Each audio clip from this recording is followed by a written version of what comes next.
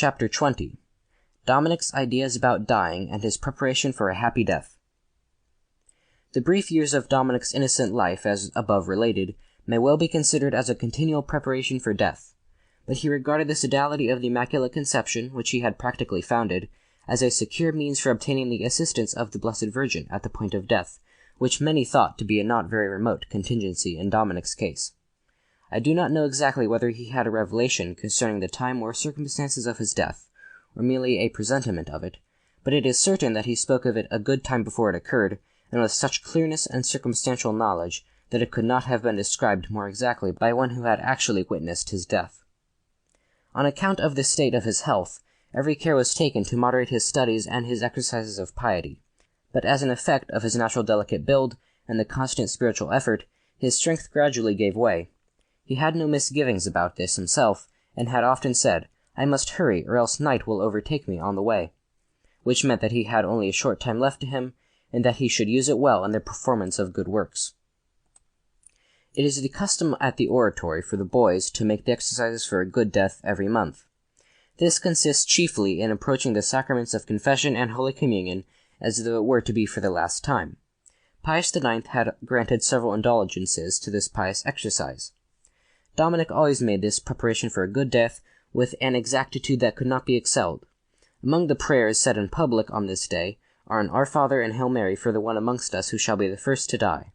On one of the monthly exercise days, Dominic playfully said, instead of saying for the first one amongst us who is to die, it ought rather to be for Dominic Savio, who will be the first one amongst us to die. And this he remarked on more than one occasion. In 1856, just before the month of May began, he went to his director to ask for some spiritual guidance in order to keep the month with particular devotion. The director told him it should be done by the most exact fulfillment of one's duties, by receiving Holy Communion daily, and performing some little act in honor of Our Lady every day. Dominic then wished to know what special grace he should ask for, and was told to ask that Our Lady might obtain for him an improvement in health, and the grace to become more pleasing in the sight of God. To this Dominic replied, "Yes, I shall ask the grace to become a saint, that she may help me in the last moment of my life, and that I may die a holy death."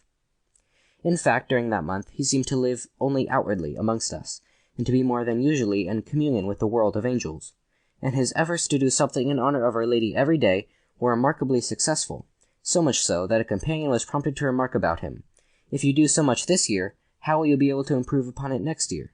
Dominic replied, "You may leave that to me. I must do all that is possible this year, and if I am here next year, I will answer your question." In order that his failing health might have every care, I arranged for a medical consultation. Dominic was examined by these specialists, and all wondered at his bright cheerfulness of disposition, the acuteness of his intellect, and the prudence displayed in his replies.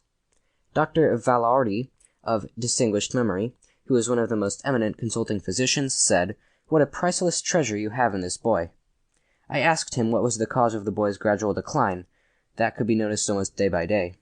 He said it was the delicacy of his constitution, his precocious knowledge, and the constant, highly strung tension of his whole being. These were too great a strain on his vital powers. "Is there any remedy that you can suggest?" "The best remedy, as far as I can see, is to let him go to paradise, for which he seems to be quite ready. But the only thing that can prolong his life is to make him put his studies entirely aside, and let him have some light occupation suitable to his strength." End of chapter 20.